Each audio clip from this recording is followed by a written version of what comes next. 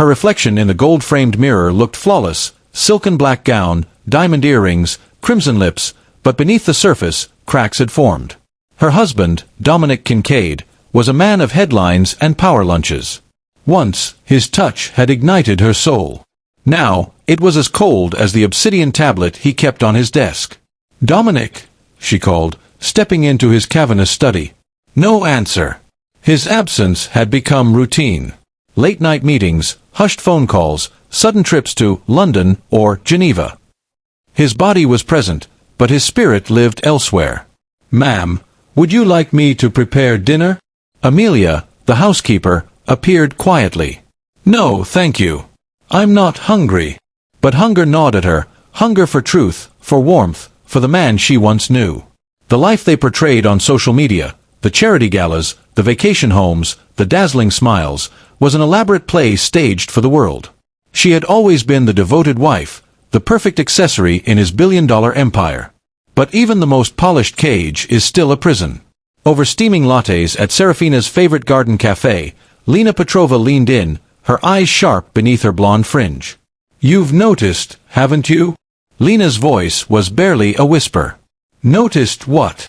Serafina sipped her drink, feigning ignorance. "Dominic's been sloppy.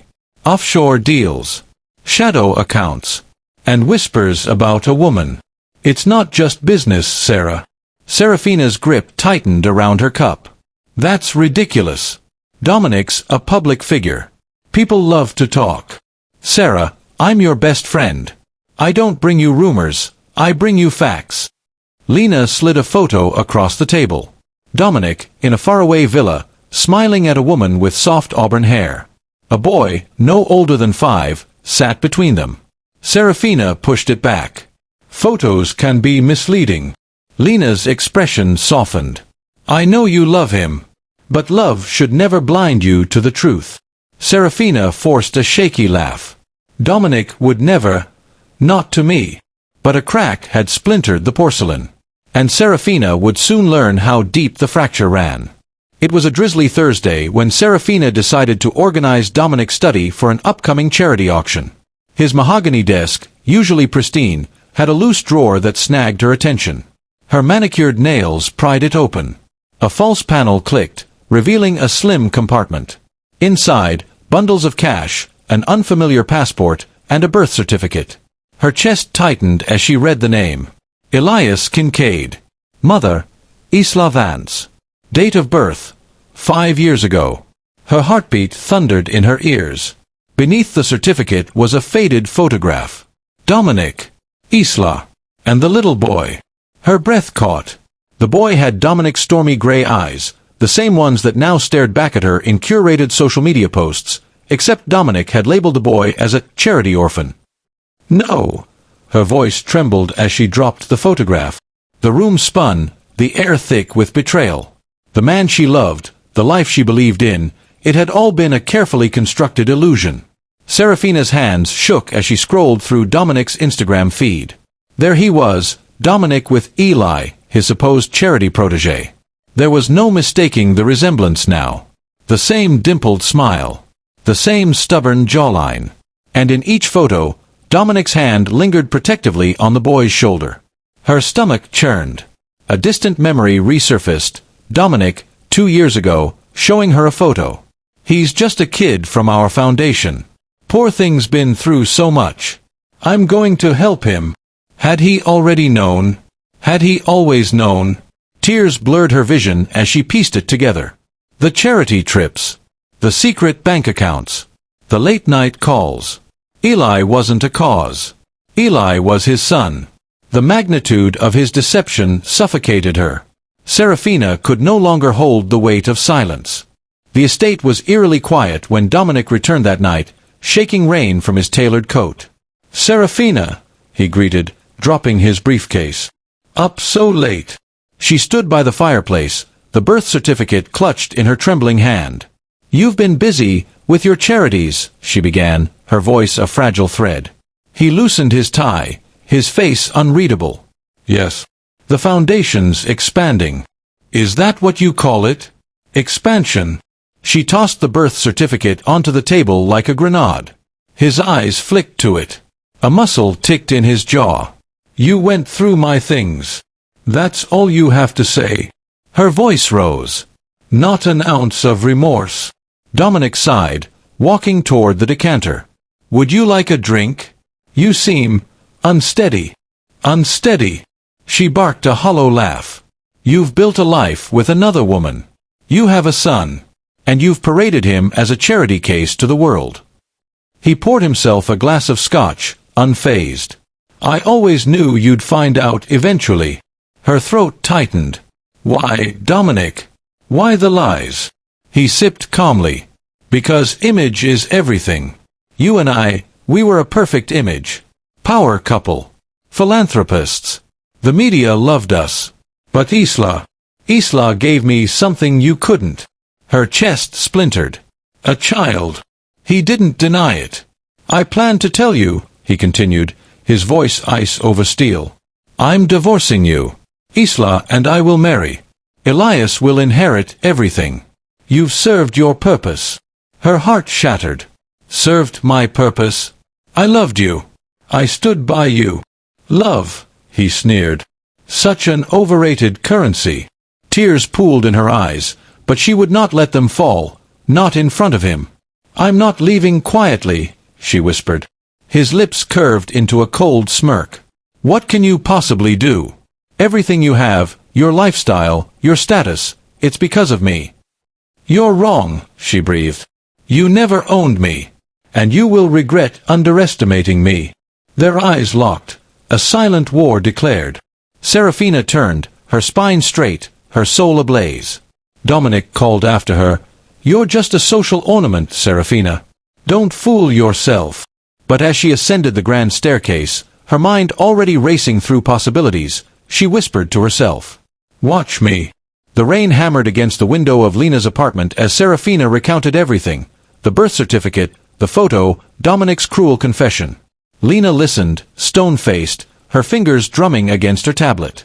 He said you've served your purpose? Lena echoed, disgust twisting her lips. The audacity. I've been a prop in his empire, Serafina whispered, her voice hollow. How could I have been so blind? Because you loved him, Lena said softly. But now you need to love yourself more. Serafina's gaze hardened. I'm not going to vanish. I want to dismantle everything he's built on lies. Lena's journalistic instincts ignited. I've been tracking some of his questionable charity deals. Offshore funds, dummy corporations, inflated expenses. I didn't push further because I wasn't sure if you wanted to know. I want to know now. Lena's fingers danced over her tablet, pulling up encrypted files. There's a woman who recently joined Kincaid Enterprises board, Isla Vance. Serafina's stomach twisted at the name. She's not just his mistress. She's part of his business. She's in deep. Serafina's eyes narrowed. Then we expose them both. Lena's smile was sharp. Good. Because I've already started digging. Serafina drove to the French countryside estate of her grandmother, Evelyn Dubois, a woman whose reputation as a corporate lawyer still commanded fear, though she'd long retired. Evelyn's sharp eyes softened when she saw her granddaughter step out of the car, rain-soaked and trembling. Ah, my darling Phoenix. Come inside. Wrapped in a wool blanket, Serafina told Evelyn everything. When she finished, Evelyn sat back in her chair, her gaze distant but calculating. He thinks you are powerless, Evelyn mused, tapping her cane. How careless. Serafina's voice trembled. He's divorcing me. He's cutting me out. Evelyn's lips curved in a slow, knowing smile. No, he's not. Serafina blinked. What do you mean? I wrote your prenup, remember? Dominic insisted on controlling your shares. But I had those shares locked in a blind trust, untouchable by him, irrevocable. He signed it without reading the fine print. Hope flickered in Serafina's chest. Your ancestral assets, your voting rights in Kincaid Enterprises, he never had them. You've always been the largest shareholder. He just didn't know it. Serafina's pulse quickened. You protected me. Always, Evelyn said, patting her hand. Now, you must decide. Will you stay in the ashes, Or will you rise? I want to fight. Evelyn's eyes gleamed. Good. I know someone who can help. Alistair Finch was not the kind of lawyer you found in flashy magazines. He was a ghost in legal circles, a man you called when the stakes were life or death. They met in a discreet cafe, away from Dominic's surveillance. Mrs. Kincaid, Alistair greeted, sliding a folder toward her. I've reviewed your grandmother's documents. Your position is stronger than Dominic could ever imagine. Seraphina's hands tightened around her teacup. But he's already preparing. He'll destroy my image. Let him try, Alistair said, his tone calm but edged with steel. We're not just defending your name. We're going to dismantle his foundation, piece by piece. Lena joined them, dropping a USB drive on the table. I've uncovered his network of shell companies. Offshore accounts. Even bribes masked as charitable donations. Alistair's eyebrow lifted. Impressive. Lena grinned. You haven't seen my best work yet.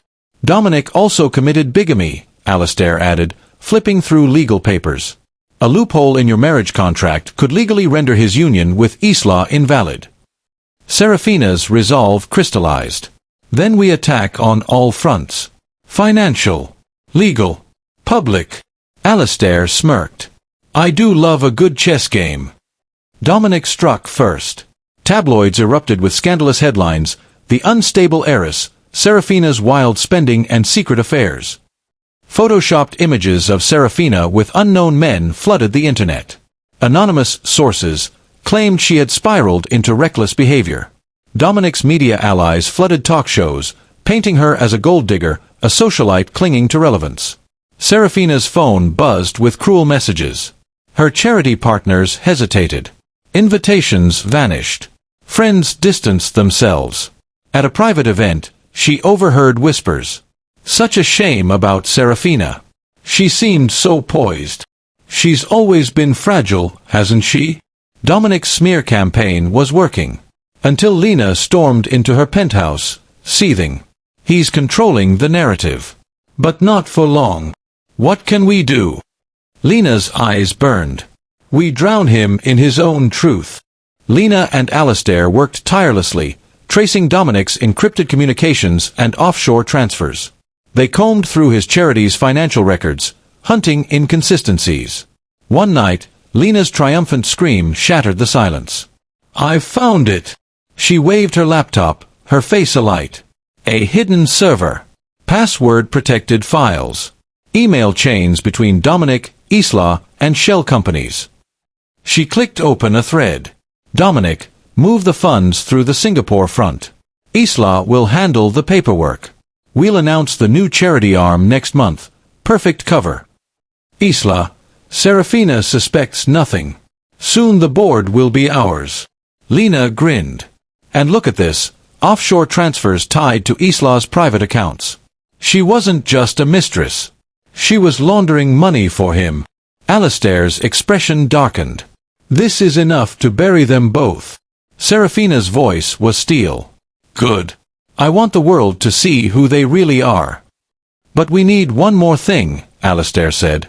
Something undeniable. Something that would turn public sympathy toward you. Like what? A smoking gun, Lena whispered. And I know where to find it. The courtroom was a battlefield draped in mahogany and leather. Reporters lined the entrance, cameras flashing as Seraphina, poised in a navy suit, walked in with Lena and Alistair at her side. Across the aisle, Dominic sat with his army of attorneys led by Judge Thorne, his old mentor turned hired blade. His expression was smug, his fingers lazily tapping the table as if the outcome were a foregone conclusion. Judge Reinhardt presided, her reputation for impartiality giving Seraphina a thin ribbon of hope. Dominic's counsel struck first. Your Honor, our client seeks a swift dissolution of this marriage on grounds of Seraphina's emotional instability and irresponsible financial conduct. We will provide evidence of her reckless spending, social improprieties, and unfitness to retain assets linked to Kincaid Enterprises. Alistair rose smoothly. Your Honor, we contend that this is not merely a divorce. This is a case of fraud, bigamy, financial misconduct, and a systematic campaign to destroy my client's reputation. We will prove Dominic Kincaid's deceit, not just to his wife, but to the entire corporate world." Dominic's smirk faltered briefly. The judge nodded. "Proceed." And the war began. Day 2 of the proceedings. Dominic's legal team paraded falsified financial records and witnesses, paid socialites claiming they'd seen Serafina engaging in scandalous affairs.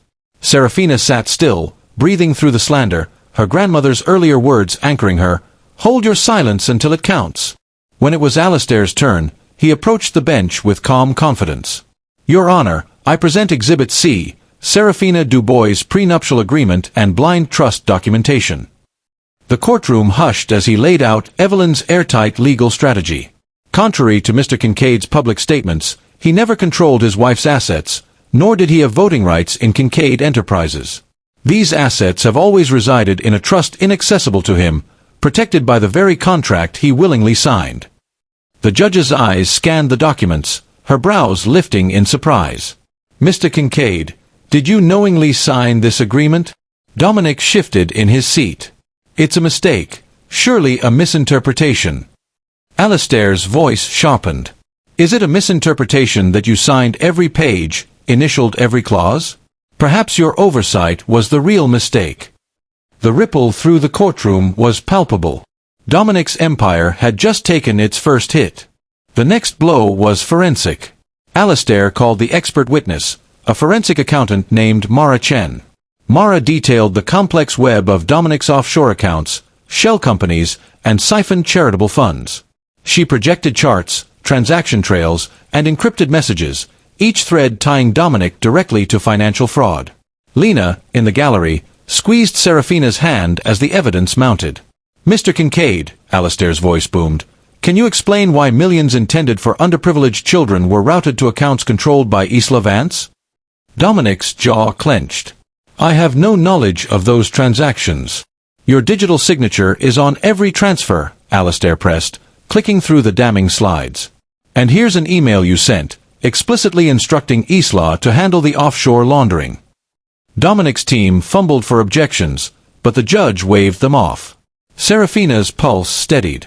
The courtroom could now see Dominic unraveling. But Alistair wasn't done. "Your Honor, we have one more piece of evidence." All eyes shifted to the screen as Alistair cued the video. Grainy but clear, Dominic and Isla seated in his private office, glasses clinking. "Isla, she still believes you love her. It's almost adorable." "Dominic, she's nothing but a pawn. Once the divorce is final, we'll bleed the board dry." "Isla, and Elias." Dominic, smirking, "He's the perfect prop. The world loves a father-son redemption story." Isla laughed. "And she still has no idea I've been controlling the charity's finances from the inside." Dominic raised his glass. "To new beginnings." The video ended. Silence thundered through the courtroom. The judge's voice was razor-sharp. "Mr. Kincaid, would you like to comment?" Dominic paled. His attorneys whispered frantically, but he remained silent. Alistair's gaze was unflinching. "Your Honor, this video, combined with the financial trail and the fraudulent public smear campaign, demonstrates an orchestrated attempt to defraud not just my client, but the public." Judge Reinhardt's gavel struck. Motion to proceed with full investigation into criminal fraud and defamation charges. Dominic's empire was buckling, but the final fracture would come from the smallest voice in the room. The courtroom's atmosphere softened as Elias entered, accompanied by a child psychologist. Serafina's heart twisted seeing the boy's frightened eyes. He took the stand, small and unsure, clinging to the psychologist's hand.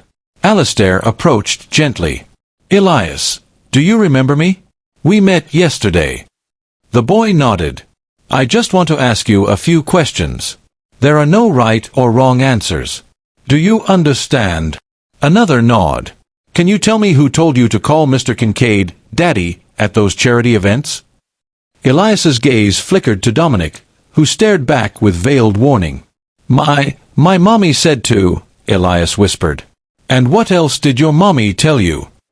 Tears filled Elias's eyes. "She said, to say that Daddy loved me. That we'd all be a family. And that the lady," he pointed at Serafina, "was mean to us." Is that what you really feel? Alistair asked softly. The psychologist chimed in, It's okay, Elias. You can say what you really feel. Elias broke down. I don't know. I don't know. Mommy said to lie. But she was nice. The lady was nice to me. She didn't look mean. Seraphina swallowed her tears and spoke gently from the bench. It's okay, Elias. I know this is confusing. But you don't have to lie anymore. Elias sobbed, wiping his nose. I don't want to lie. The courtroom murmured. The judge called for recess, but the impact was irreversible. The child they used as a pawn had unknowingly tipped the scales. As Elias was led away, he looked back at Seraphina. I'm sorry, he whispered. Seraphina's throat tightened. You don't have to be. The courtroom was silent as Judge Reinhardt returned from deliberation.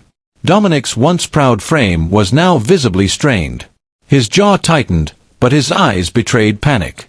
Seraphina sat tall, her hands steady, her grandmother's quiet nod offering reassurance from the front row. The judge's voice rang out.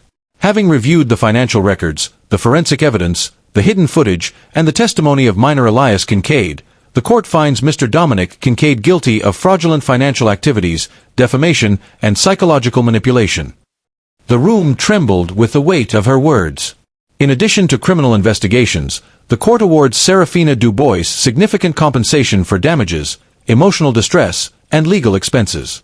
Furthermore, the court upholds Seraphina Dubois retained control of her trust assets and her voting shares in Kincaid Enterprises. Dominic's legal team sagged in defeat.